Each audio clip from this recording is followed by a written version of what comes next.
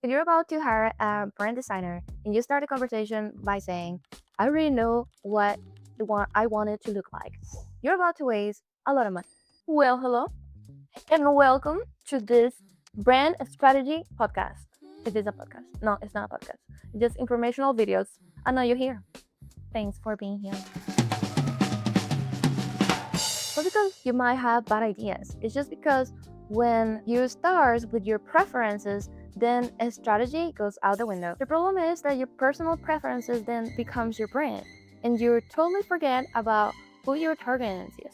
And this is when a strategy becomes very important and at the moment of designing your brand. Because you like it or not, your brand is not designed for you, but for the people that you serve. So your personal taste does not equal brand strategy. Business owners sometimes becomes attached to the things that they like colors or typography, or when they have already aesthetic in mind, and they completely forget that they are meant to serve somebody, and they are trying to communicate something with their visuals of their brand. And what brand identity is, it should feel like it's communicating what the actual brand is for, or what it does, the problem that it solves, and who we're trying to communicate, and that's where strategies start. If you already have in mind something that you prefer your brand to look like, then design just becomes decoration and really not a strategy. Let's say, for example, you own a financial company for established business owners. So see that we already know who we are and who we serve. Now imagine that you, as a business owner of this financial consultant agency, likes pastel colors, playful typography, hand-drawn illustration. I'm not saying there's anything wrong with that. It's just that it's gonna communicate the wrong thing and it's gonna attract the wrong audience. If something playful, just imagine if it's a playful typography, then you might be attracting very young people. Do you think this type of people is gonna feed your financial consultant agency? Most likely not. The market might actually be very small.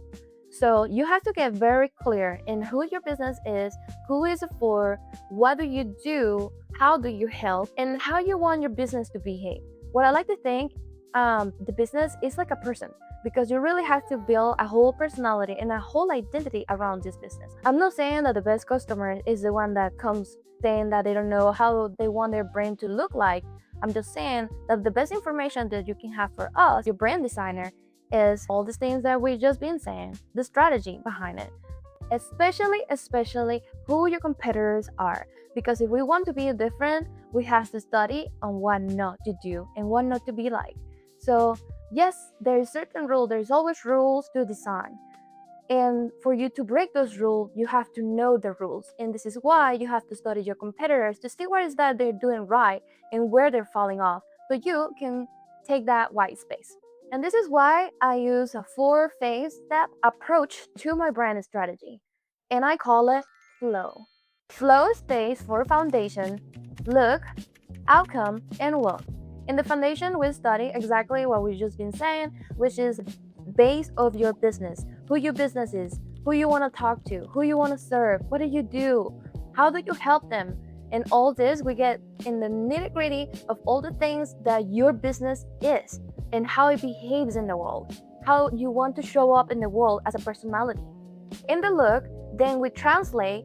I would say this is like to put clothes on into a person. You want to really follow who this person is and try to close it up depending on who you want to become and know who you currently are right now. And this is why the strategy is so important. Who you want to be in 5 years from now? Who do you want to talk to? What kind of friends do you want to attract? In the look, then, we explore different directions of how you want to express that into the world. I usually come up with 3 mood boards, which is like a visual direction or inspiration on the direction that we want to, the outcome. The outcome is the 3rd phase of my brand strategy, and is when we put in practice your foundation and the visual direction that we came up with together. Knowing this, the look as an inspiration, now we're actually gathering your logo suit, your color palettes, your illustrations, everything that is built for the brand, everything that the brand is gonna show up in the world. And this takes me to my 4th phase, which is the world. We test now everything that we have built for the brand that expresses who the brand is, and put it into practice into the anything that your brand is gonna reach your customers through. So your website, your packaging, your collateral marketing like brochures, menus, signage, anything that needs to get done, anything. That's why we call it touch point, because it's how your brand is reaching out to your customers. And this is why branding is so important, because all these touch points needs to stay consistent. So the real value on hiring a brand designer is not so this person can come out with the image that you already have in your head.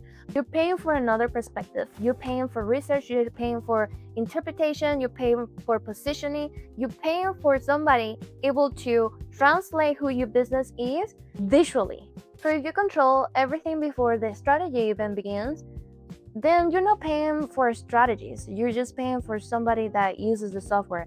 And that's just another type of positioning. In my strategy process, I usually have around 50 to 60 questions to my customers in the foundation phase just to get to know their business better. Of course, I'm not gonna saturate you with the 50 to 60 questions, but there's these three questions you can ask yourself right now to see if your brand is coherent who your business is. The first question that you need to ask yourself as a business owner is your brand visuals based on what you like, or is based on what you want your customers to know about your business? Second, does your visual identity communicates how your business is different? And third, if your logo disappear, will your visual identity will still be recognizable across every touch point? Think about that. And if these questions are really hard to answer, then that's not a strategy problem. That's because somebody designed your visual identity without even asking who your business was and how you want to communicate that to the world. And this is why I always say a visual identity does not start with a color palette or typography or with a logo. It starts with getting clear who your business is so we can communicate that visually.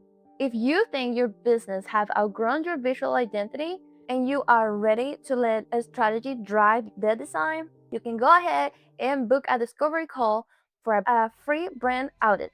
And remember, your taste can influence your brand, but it should never replace a strategy. See you next time. Julie, turn off the movers. I need a better Julie, man. I'm always wearing black, and my Julie is black.